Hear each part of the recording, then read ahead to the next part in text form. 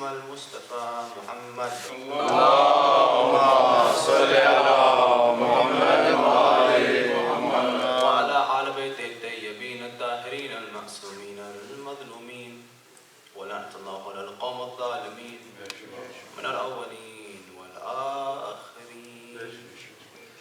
أما بعد، قال الله الحكيم في محكم كتابه الكريم: بسم الله الرحمن الرحيم.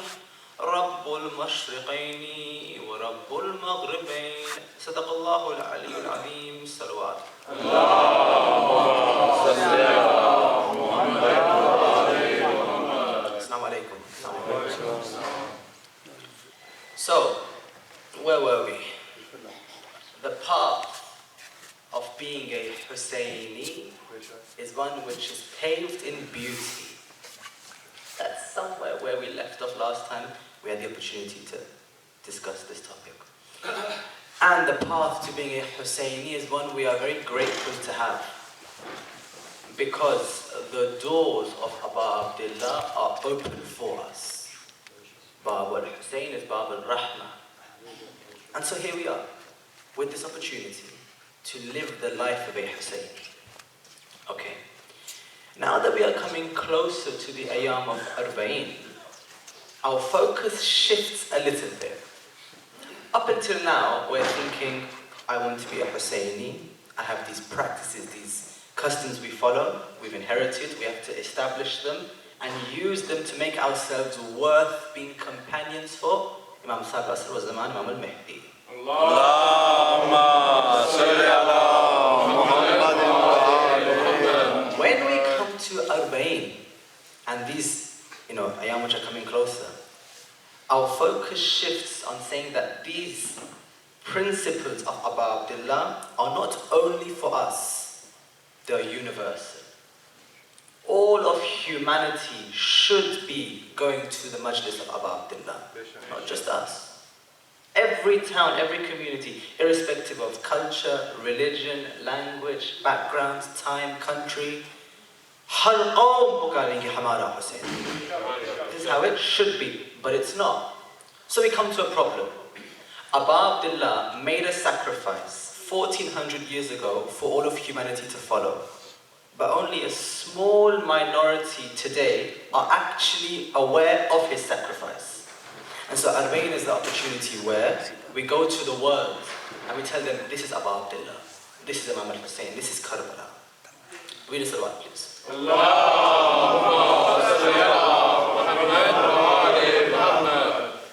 Imam al-Hussein is just as important in the West as he was for our family in the East.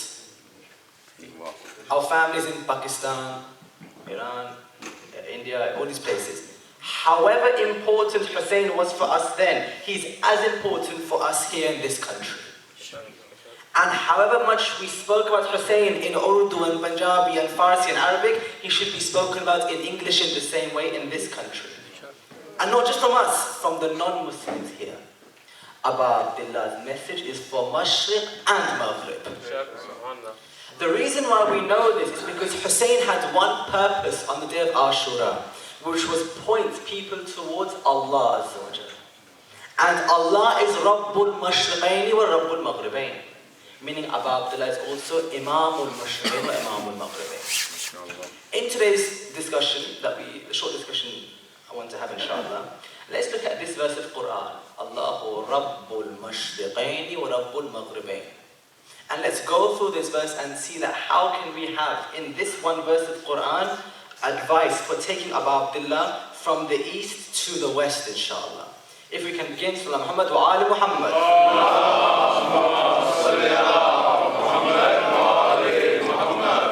Allah is Rabbul Mashriqaini wa Rabbul Maghribain. Rabb meaning Lord. And Lordship, the word Rabb, Rububiyyah, doesn't just mean mastership, it means having full control. So whatever comes next in the verse, Allah has full control over these things. Mashriqain comes from the word sharaqa. Sharaqa meaning when sun rises.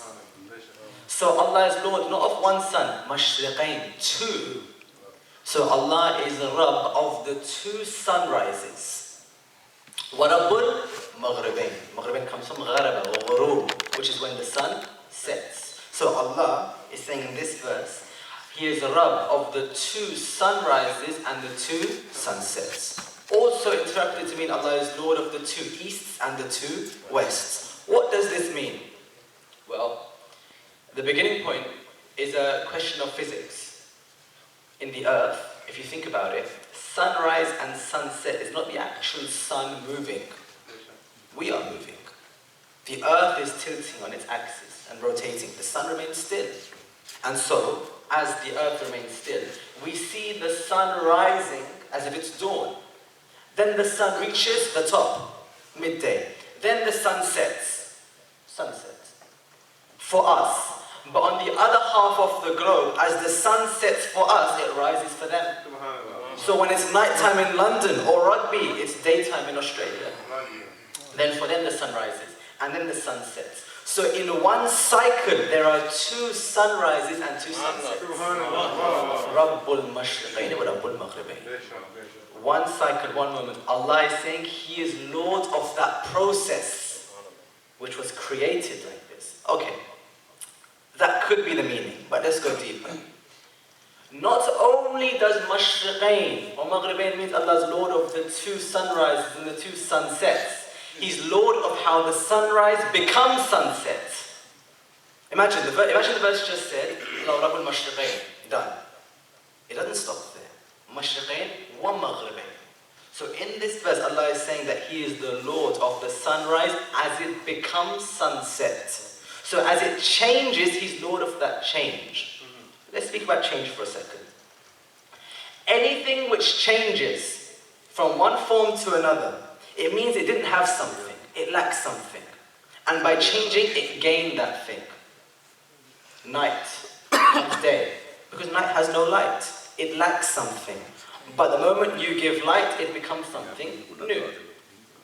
Winter is cold. It lacks heat.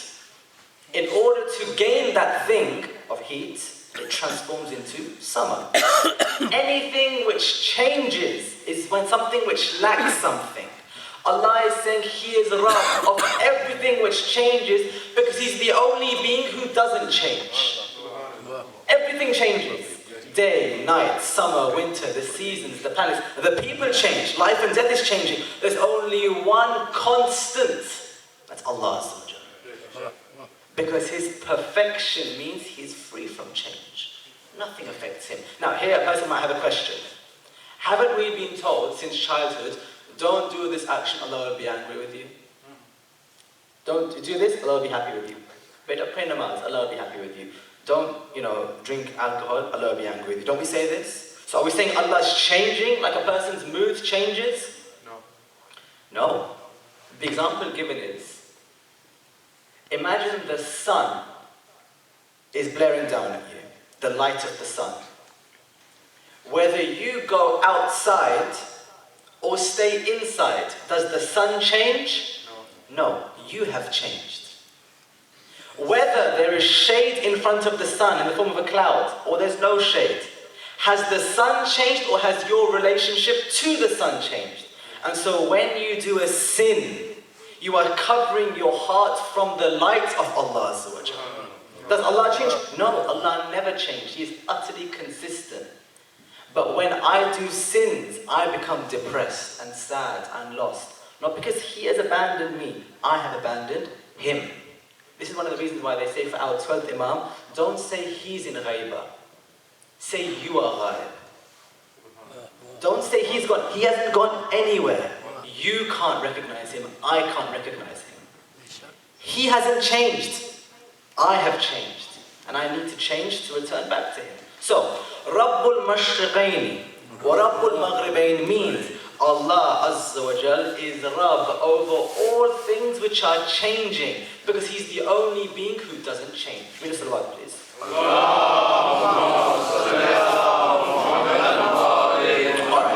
But there's also more. Because Sharaqa and Gharaqa doesn't just mean east and west. It doesn't just mean sunrise and sunset. It means east and west.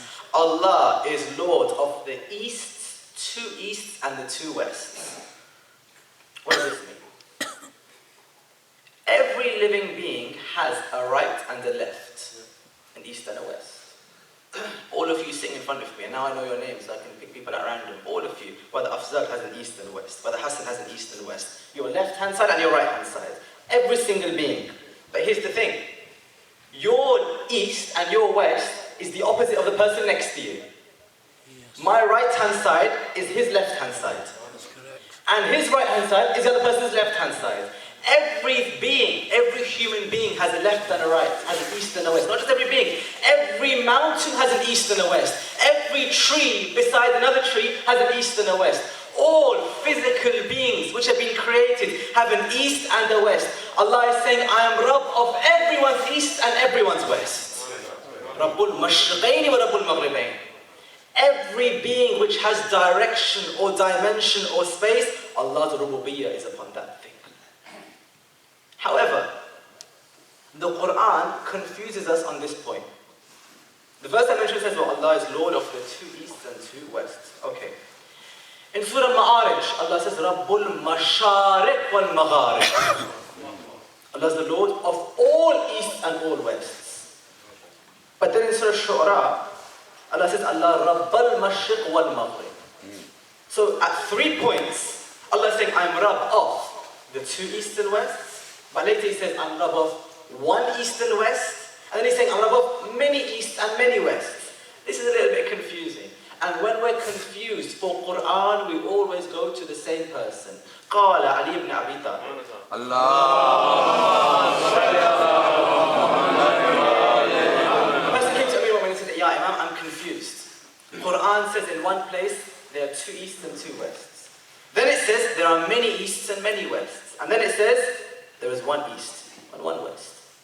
Imam replied to them that when the Quran says Rabbul Mashriq wal Maghrib, Allah is Lord of the east and the west, this is general. When Allah says Rabbul Mashriqaini wal Maghribain, Rabb of the two east and two wests, he is speaking about the extreme winter and the extreme summer, how different they are to each other and how they change to each other. That's what we've mentioned.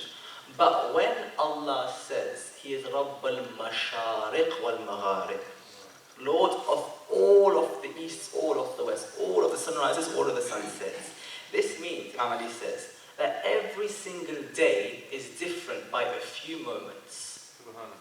The sun rises and sets by a tiny difference each day. 1 minute later, 1 minute earlier. Imam Ali says, 360 possibilities exist in every sunrise and sunset.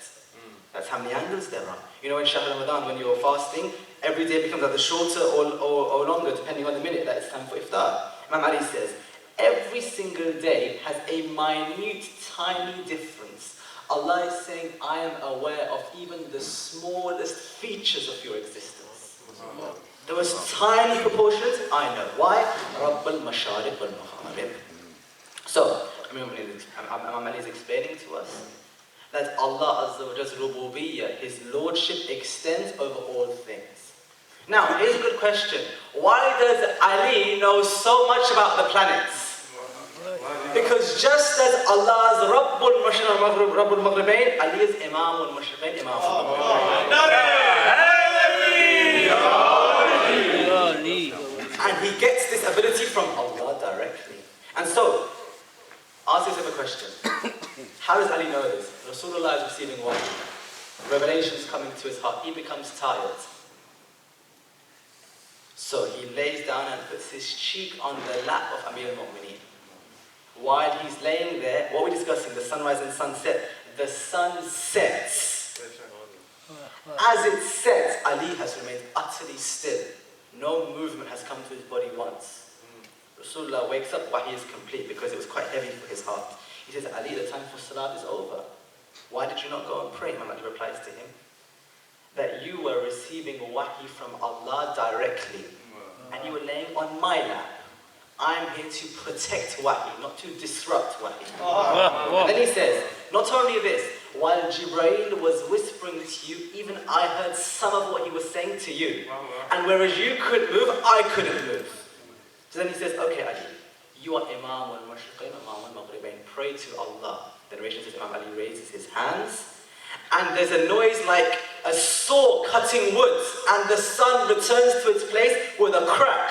And what was previously gharaba became sharaqa. What was previously sunset became midday. Why?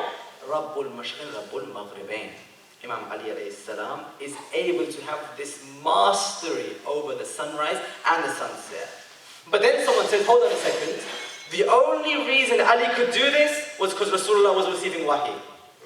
The Holy Prophet is in the situation where he's receiving khabar from Allah. The only reason Ali could pray and move the sun from one position to the other was to protect this wahi, not because of him. But hold on a second. Imam Ali did not turn back the sun once, he turned it back twice in his life. Once in the life of the Holy Prophet, once after the Prophet had died. Imam Ali is with his companion. They're traveling the river Furat. While they're traveling, half of them stayed, half of them crossed. The half who stayed couldn't pray. They said, Ali, we were following your instruction, we missed namaz. We read that you prayed to Allah to move the sun from sunset to the top. Can you do it for us? He said, of course I'll do it for you. Ali raises his hands, and once more the sun moves from one position to the other. Imam al-Mashriqain wa Imam al-Maghribain. The only reason, remember, Ali can even imagine doing something like this is because Allah Azza wa Jal has given him this ability to be the Imam, the Wali above all of creation. Not just wilayat tashri'i, wilayat takwini. Tashri'i means what? If Imam Ali is in, for example, the East, if he says something, it's wajib for those in the West. That's wilayat tashri'i. Takwini means if Imam Ali is sitting on the ground and he wishes for the earth to move, it moves. And he wishes for the sun to move, it moves. Wilayat tashri'i. And he explains why he can do this. Read us about this.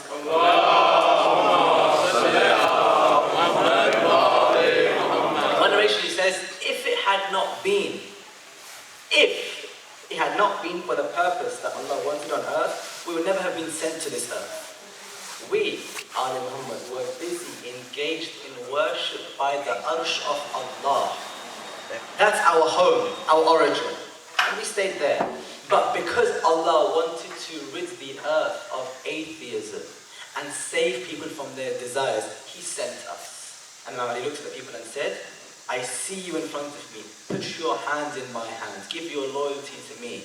And we will take you from the rough seas of this world to the calm shores of Akhirah.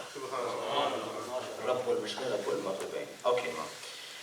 It has been said by our fifth Imam Muhammad al-Baqir alayhi salam,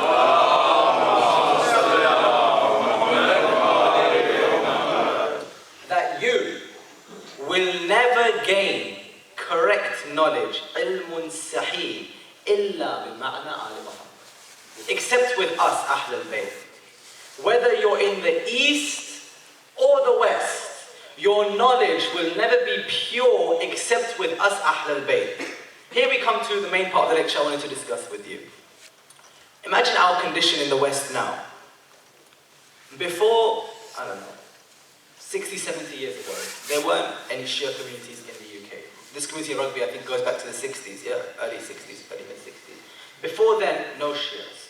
And if there weren't a community. For 100 years, there were no Muslims in this country. So where we are now is a very rare moment in the history of Islam, especially the history of Ja'fariyah. This is the first time, like these few generations, where the knowledge of Ahl Bayt has entered the world of the West. It had never been here before. And so, imagine the opportunity for the civilization of Islam to teach the people about Ahl Bayt, about Imam al-Hussein and Karbala and Arba'in. It's a very rare opportunity. And remember, we're teaching it for them. Imagine how much the people's lives could be improved if they had Ahl Bayt. The only Islam they know is an Islam of violence and corruption. That's all they've heard. But if they actually had Ahl Bayt in this country, how much better would it improve their lives? So, I would like to give you one example coming from Imam Zain al-Abidin, Imam Sajjad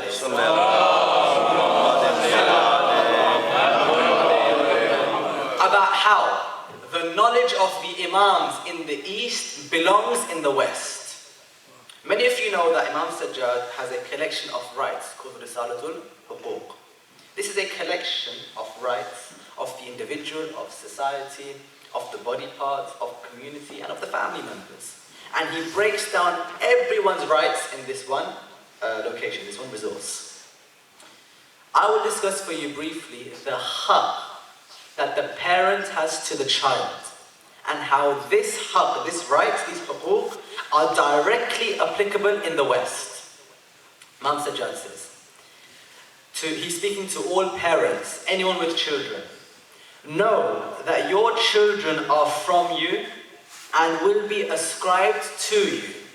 On the Day of Judgment, they are part of your hisab. You are responsible for educating them with husna adab, with good conduct.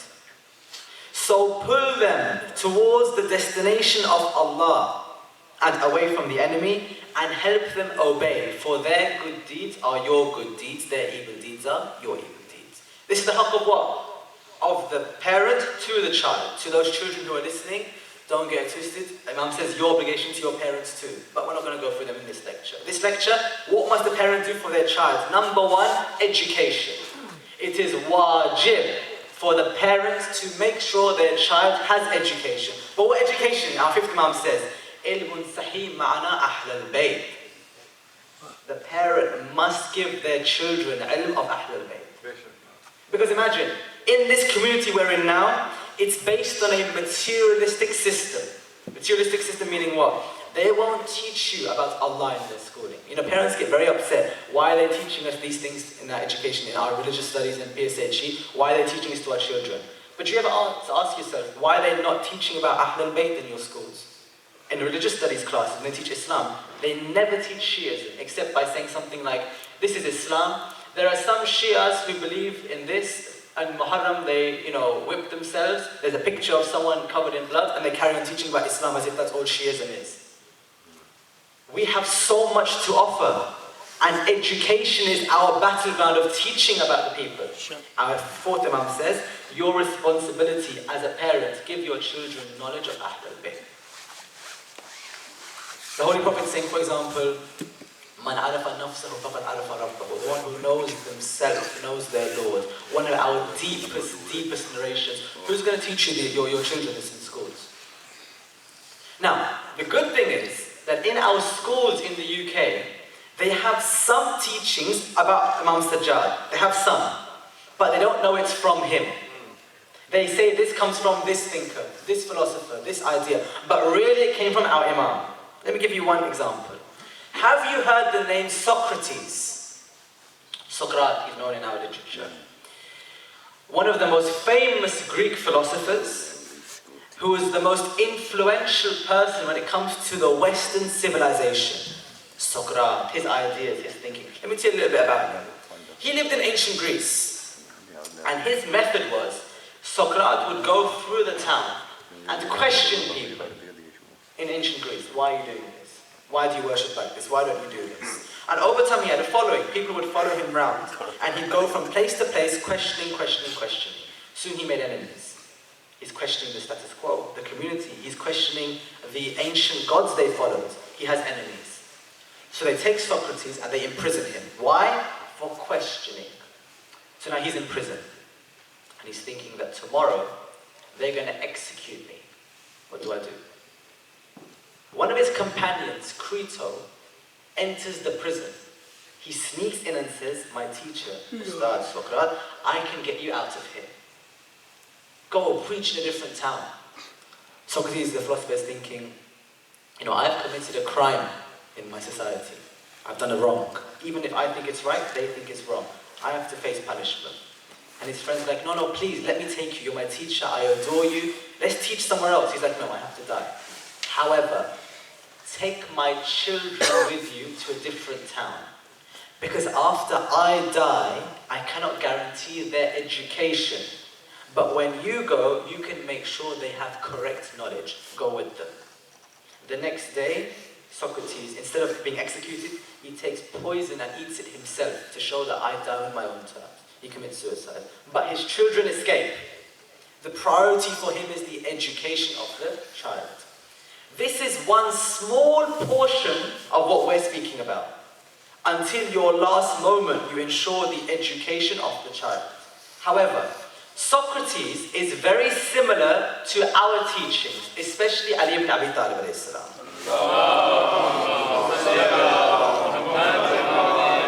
The famous Christian thinker George Jordak, Christian thinker in Lebanon, wrote a book called Ali, the Voice of Human Justice. And in this book, he broke down Ali and justice, Ali and human rights, Ali and nationalism, and he has one chapter called Ali and Socrates. In this chapter, he says that Socrates, we would always question people. Ali is greater. Why? Socrates says, what are you doing? What are you doing? Ali says, ask me, ask me. Then he says, Ali is much greater than Socrates. Why? Socrates, when the last moment came, he took poison, ate it, and killed himself. Ali is always risking his life, but never he kills himself. Either he's going on the battlefield or he's going in the bed. Wherever there's a chance that Islam could be saved, Ali is going to lay down his life, but not Socrates. Unfortunately, Mansur al-Dawarniqi, one of the Khulafa who came later, around Sadiq's time, had a conspiracy. He took all of the books of Ali Muhammad that we have and took out the names of the Imams and put in the names of the philosophers. And so when these books were translated and people started following them, they followed the teachings of the Imams, but without the names of the Imams. So when George Jordak, the famous Christian, wrote this book, Ali is greater than Socrates, the whole Arab world was so impressed. No one's written a book like this before. It's extremely impressive. So they said, why did you write this book? He says to them, I am a Christian. I believe in Jesus. But when I, as a Christian, learned about Ali ibn Abi Talib, I saw the same light in him that I see in Jesus. A Christian saying this. And then he says, you know why? I have never seen anyone, the final moment that they're going to die, they say, loosen the ropes on the one who killed me. I never saw this before. I never saw anyone say, like Imam Ali says, when I'm about to die, give milk to the one who killed me. When I read this, I realized there's no one like Ali. When he said this, people said to him, as they would always say, listen, you've written about Ali, why don't you write about, the ones before Ali? You've written about one, write about the other three. He replied to them, that now that I have found Ali, I have found no one else worth writing about except Ali ibn Abi Talib. Now, Ali is much greater than the philosophers. And so that's our chance, our important mission. Now that we're in the West, take the teachings of Ali Muhammad and let people know you've been following them all along. You've been listening to Ali ibn Abi Talib, you just didn't know that it was him. I'll give you one final point on this before we finish. There was a Christian thinker, a female, a journalist, and she wanted to know who are the people in all of humanity, human history, who have sacrificed themselves for a cause. And she came to 3 names. Jesus, in her thinking, that he was able to go on the cross and, in her view, sacrifice himself for his cause. Socrates, who when the time came, took poison. She thought that was brave. And then she said, and Hussein ibn Ali, because his sacrifice was special. Then she was thinking, however, even amongst these 3, Hussein is greater than the other 2. Because whereas Socrates and Jesus sacrificed themselves in their own town, Hussein went to a strange place to die. And whereas Jesus and Socrates were alone, Hussein's family and children suffered after him. If a Christian thinker, one amongst many, can say this, why aren't all of them doing the musibah of Abu Abdullah? Abu Abdullah is Imam al-Mashriqain wal-Maghribain. Which means that as we come to the end of our discussion, as our 5th Imam says, you will never gain ilmun sahih illa bima'na Ali Muhammad. You'll never gain correct knowledge except with us, Ahl al-Bayt. Which means what? We, the followers of Ahl al-Bayt, have a very important responsibility. When we're living in the West, speak about Abu Abdullah. Preach about him, teach about him in the language of the people here. Not for us, inshallah, we have salvation for them. For how much more can their society improve if only they had Hussein ibn Ali? That ends our discussion. Sallallahu Muhammad wa ali Muhammad.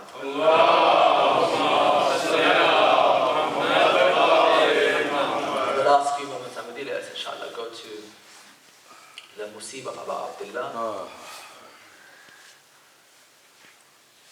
As we come to these difficult nights, the nights of Arba'in which are coming towards us. You know, in the lecture I spoke about Imam Sajjad and his words. But Imam Sajjad's life is as painful as his words are beautiful. Imam Zainul Abidin. Walking from Karbala to Kufa to Sham. But while he's walking, he is always reminded of what he saw on the day of Ashura. You know what he says? I have seen 28 Yusuf slaughtered in front of me. Yaqub cried for his Yusuf. I saw 28 in front of me. And while he's walking, he can't not think of them, because every time he looks up, he sees their heads on the spears. So imagine carrying your grief with you everywhere you go. There is one narration I want to share with you which breaks the heart of Imam Sajjad. The narration says that while Imam Sajjad is walking towards Sham, his feet are paining him very much because his hands have been shackled and his feet have been shackled. But there is a rope tying his hands to his feet, so he crouches on the way until Sham. As the time for Arba'in comes, they say finally after many days and many weeks and months, they open up the chains from Imam Sajjad's hands, and for the first time in months he starts to feel the skin under the chains, and his skin has become hard and blooded and bruised. One narration says Imam Sajjad, when they open up the chains, he sits to the ground and extends his feet in front of him. When he puts his feet in front, Sakina comes towards him and says, "Oh my brother, oh my Imam, I have never seen you extending your legs in front of you. Why are you doing this?" When she sees the chains have bruised the ankles of the Imam and he wants some relief, Sakina's hands are shackled, so she runs away and she comes back with her hands free. What does she do? One narration says Sakina kneels to the ground, takes her fingers and starts massaging the feet of Imam Sajjad. One narration says, as she's there, Imam says, "What are you doing, my young sister? Why are you doing this?" She says, "Oh my Imam, there are so many thorns in your feet, I can't bear to witness." So this 4-year-old girl with her tiny fingers starts pulling out the thorns in the feet of Imam Sajjad. While she's pulling, Imam is thinking that today she is pulling out the thorns of my feet with her fingers, but there will come a time when Imam will be digging the qabr of Sakina with his fingers, and while he's digging he's saying, "Inna lillahi wa inna ilayhi raji'un." Rida wa qada'i musliman bi amrih. Ya Allah, Ya Allah, Ya Allah. Ya Allah, for the sake of our Imam Sajjad, forgive us for all our sins, Ya Allah. Ya Allah, for the sake of Imam Sajjad and the young child Sakina, our children to be loyal to this religion, Ya Allah. And Ya Allah, if we are alive this Muharram, next Muharram, make us your message for the world for Abu Abdullah, Ya Allah. And finally, Ya Allah, allow us, empower us to work for Imam al-Hujjah al-Qaim. وأخذ الحمد لله. اللهم إني أسألك بحق فاطمة وبها بعدها بنيها والسر المستعوض فيها أن تسلم محمد وآل محمد.